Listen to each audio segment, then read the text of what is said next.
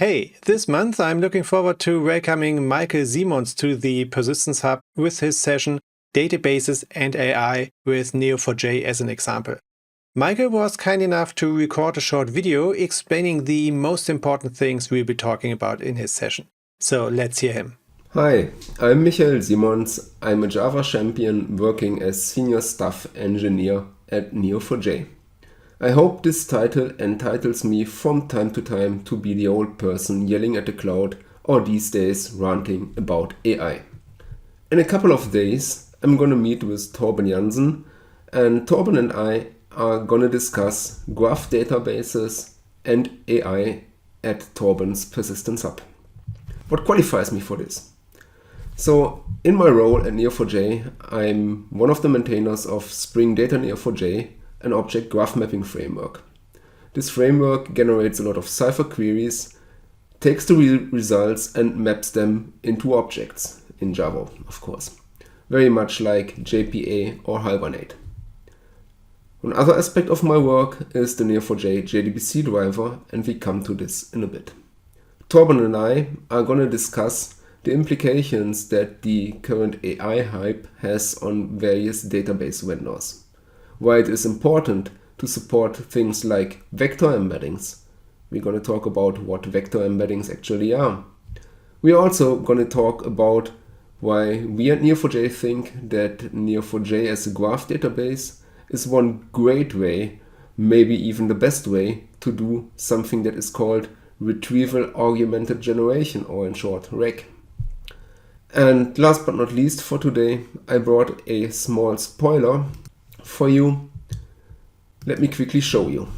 This is dbweaver, a relational database tool connected via our JDBC driver to one Neo4j graph database that contains our movie example dataset.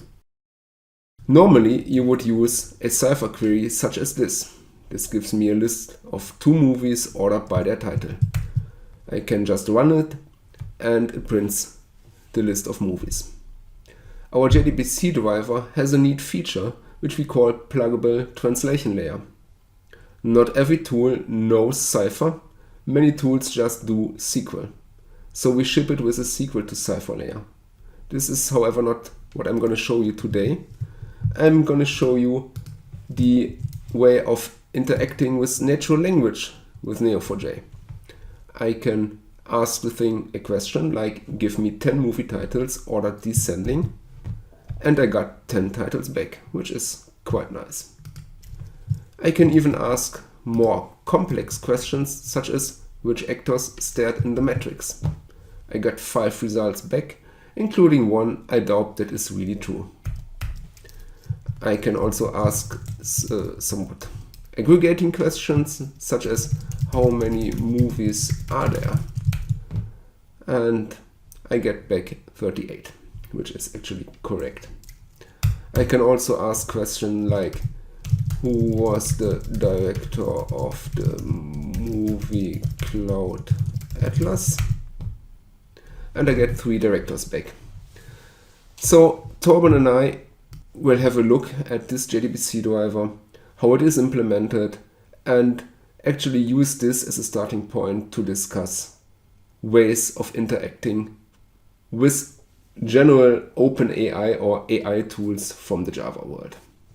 I hope to see you at Torben's Persistence Hub. I'm looking very much forward to this session. Until then, happy coding. Thanks, Michael. I'm looking forward to this session as well.